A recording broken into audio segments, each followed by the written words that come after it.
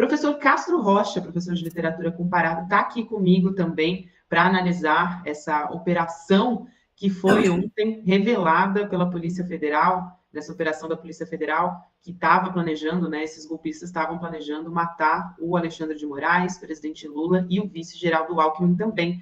Professor, muito bom dia, prazer falar com o senhor nessa manhã de feriadão, obrigada por estar aqui com a gente. Imagina, Gabriela, bom dia, é uma alegria conversar com você e com a nossa audiência.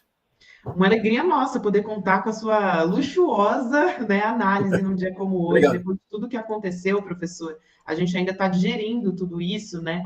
E, professor, eu queria aproveitar e trazer aqui um artigo que você publicou com o título Memórias do Subsolo, a responsabilidade de Bolsonaro. E você tem analisado, né, acompanhado, pesquisado todos esses anos, né, a cronologia desse golpe que foi traçado. É claro que agora a gente traz um elemento muito mais grave, até quase, talvez o mais sangrento da nossa história seria se tivesse sido concretizado. Eu queria trazer um pouco dessa cronologia com você, de como a gente chegou até aqui, né? Qual foi o clima político que se criou para isso. Que bom, Gabriela. Muito obrigado, Gabriela, pela pergunta, porque me parece que o que está faltando agora é que nós consigamos atar as pontas. Nós temos muitos fios soltos, cada vez mais claros e com provas cada vez mais robustas. Eu li ontem as 74 páginas da decisão do ministro Alexandre de Moraes e o conjunto probatório, eu acho que não tem paralelo na história republicana brasileira envolvendo a conspiração de militares. Mas as pessoas ainda se perguntam, e por que Bolsonaro não foi preso? E por que Braga Neto não foi igualmente preso? Porque há pontas que ainda estão soltas. Vamos tentar atá-las, Gabriela? Se nós conseguirmos, nós prestamos um serviço imenso ao debate público brasileiro. Vamos lá, então? Eu vou propor uma cronologia da arquitetura intelectual do golpe que permite atar todas as pontas, desde o momento que eu principiar até a tragédia do dia 13 de novembro, na semana passada. Vamos lá? Vamos tentar? Começamos. Estamos agora em maio de 2021. O jurista Ives Gandra Martins publica um texto no site jurídico Conjur. O título do texto já é o indicativo de tudo que ele diz. Cabe às Forças Armadas resolver conflitos entre os poderes. No texto, é uma análise do polêmico artigo 142. Gabriela, qual é a origem do artigo 142? Uma origem espúria. Tão espúria quanto a anistia de 1979, que tentou blindar o passado dos crimes militares. O artigo 142 foi uma imposição do primeiro-ministro da Nova República, o ministro do Exército da Nova República, portanto, do presidente José Sarney, o general Leônidas Pires Gonçalves, que exigiu que na Constituição Federal de 1988, na Constituição Cidadã, cuja principal ideia era defender a democracia, ele exigiu um artigo que estabelecesse o papel das Forças Armadas no novo regime. Se a lei da anistia blindava o passado dos crimes militares, o artigo 142 jogava uma sombra sobre o futuro da democracia brasileira, porque permitiria, talvez, numa hermenêutica carnavalesca, cheia de fantasias e adereços, supor que o Exército, que as Forças Armadas, em pleno período democrático, teria o exercício do poder moderador. O que diz o Ives Gandra Martins no seu artigo de maio de 2021? Diz isto, que em caso de conflito que não se resolva pacífica ou institucionalmente entre os três poderes, que caberia às Forças Armadas o exercício do poder moderador para assegurar, são palavras do Gandra Martins, a lei e a ordem. Quando esse artigo foi publicado, Gabriela, voluntária ou involuntariamente, o jurista Ives Gandra Martins deu a base intelectual jurídica para todo o golpismo bolsonarista. A partir do momento em que este artigo foi publicado, as massas bolsonaristas saíram às ruas e começaram a gritar. E todos nós recordamos, Gabriela, eu autorizo, eu autorizo, eu autorizo. No dia 4 de setembro de 2021, eu reproduzo o vídeo no meu artigo, no CIPAC brasileiro, a filial da matriz norte-americana. Se nós lembrarmos da música, Gabriela, na luz difusa do abajur lilás, todos os presentes do CIPAC gritavam, eu autorizo, eu autorizo. Eu autorizo o quê?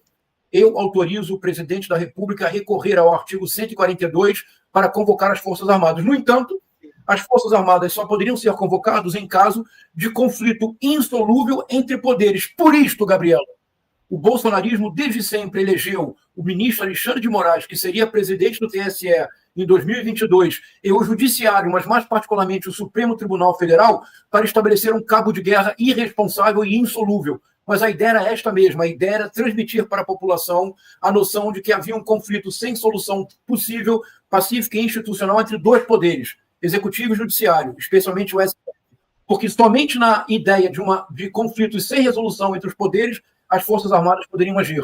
Todas as ações bolsonaristas, golpistas, visavam a gerar uma situação de conflito extremo, de anomia, isto é, de ausência de regra constitucional, para então, teoricamente, as Forças Armadas seriam obrigadas a agir, entre aspas, constitucionalmente.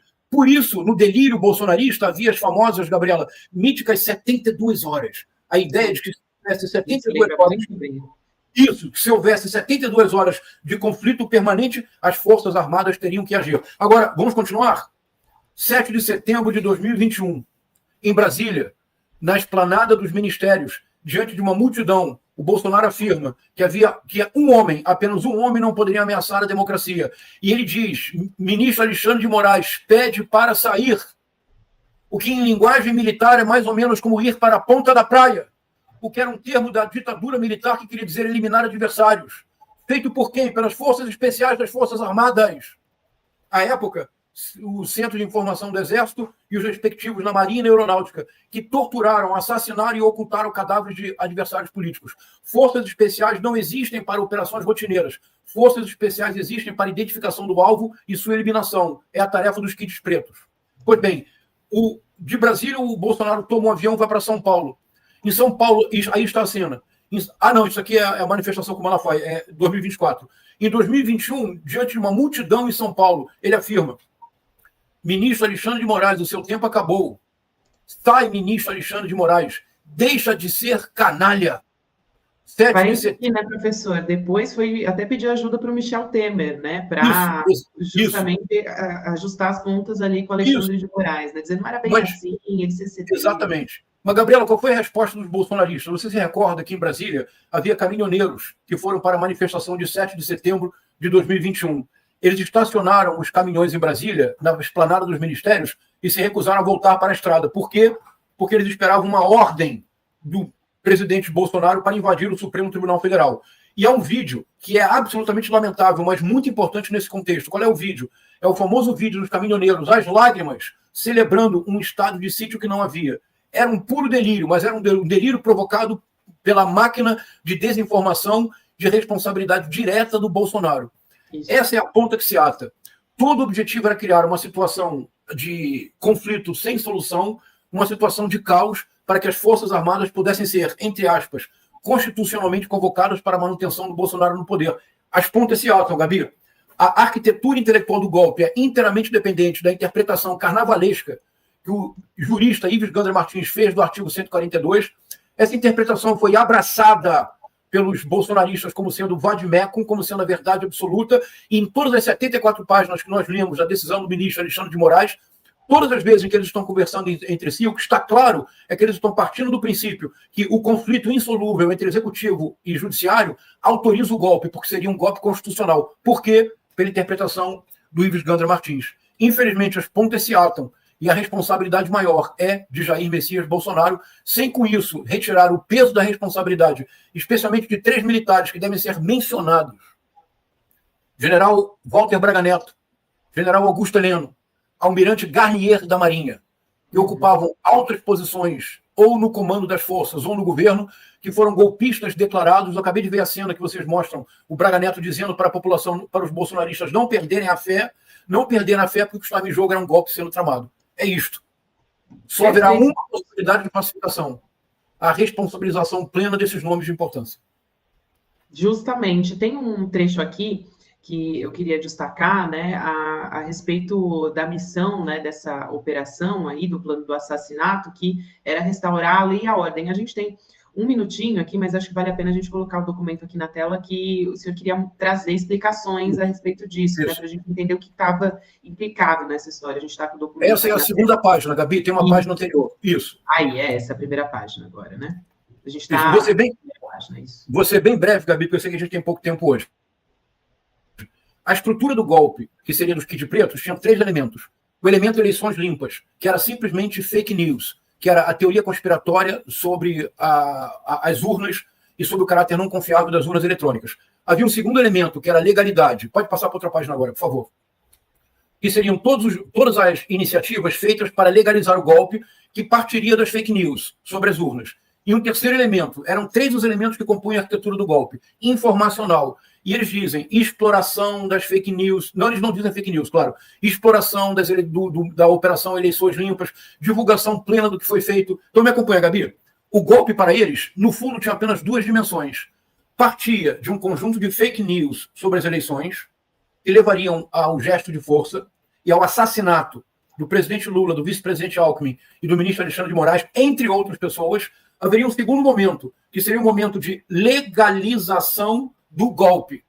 E haveria um terceiro momento. O terceiro momento, na verdade, Gabi, não é um momento novo, não é propor para o país um programa de desenvolvimento, não. O terceiro momento, o informacional, era apenas divulgar nas redes a legalização pelo golpe das fake news. Então, a arquitetura do golpe começa com as fake news sobre as eleições, parte para a legalização do golpe e termina com a divulgação das fake news legalizadas. Isto é, isso mostra a força e a fraqueza do bolsonarismo, a força, grande capacidade de manipulação das redes sociais, a fraqueza, porque eles não passam desse ponto.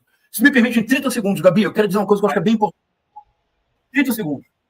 A pergunta básica: como é que nós chegamos aqui?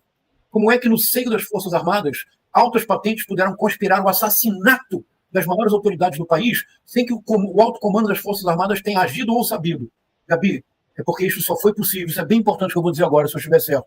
Isso só foi possível porque durante os 4 anos do governo Bolsonaro, nós aceitamos naturalizar o absurdo.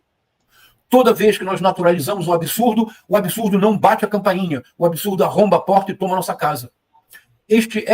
As 74 páginas da decisão do ministro Alexandre de Moraes são absurdas de serem lidas, porque é tudo muito absurdo, mas não é mais absurdo do que o Bolsonaro, no dia 7 de setembro, gritar na Avenida Paulista que um ministro da Suprema Corte pede para sair, porque você é um canalha. Ali ele deveria ser processado. Muito antes de chegar à presidência da República, ele deveria ser processado. Nós naturalizamos tudo. Nós naturalizamos um Pablo Marçal divulgando o laudo falso, que é um crime federal. Nós naturalizamos Flávio Bolsonaro dizer que pensar em matar não é crime, porque todos nós já pensamos em matar. Ou nós paramos de naturalizar o absurdo neste país, ou um golpe está sendo, neste momento, urdido. Que importante, professor, essa sua fala, justamente te ouvir nesse dia de hoje. Tanto tempo, né, a gente vem falando sobre isso. A gente teve uma morte na frente do Supremo Tribunal Federal, logo depois a gente tem essa revelação, quer dizer, um discurso que é um discurso de ódio, um discurso que mata também, né? Terminou com a morte do Francisco Luiz também na frente do Supremo Tribunal Federal. Então é isso na ponta que a gente tem como resultado. E a gente esteve muito, muito perto de ter um golpe, como disse a própria Polícia Federal, de novo, não sou eu, um plano golpista terrorista. Esse foi o termo que foi usado ali pela Polícia Federal. Professor, muito obrigada. É um prazer contar contigo nessa manhã de hoje, nesse feriado. Bom descanso. Muito obrigado. Bom feriado. Um abraço. Até mais.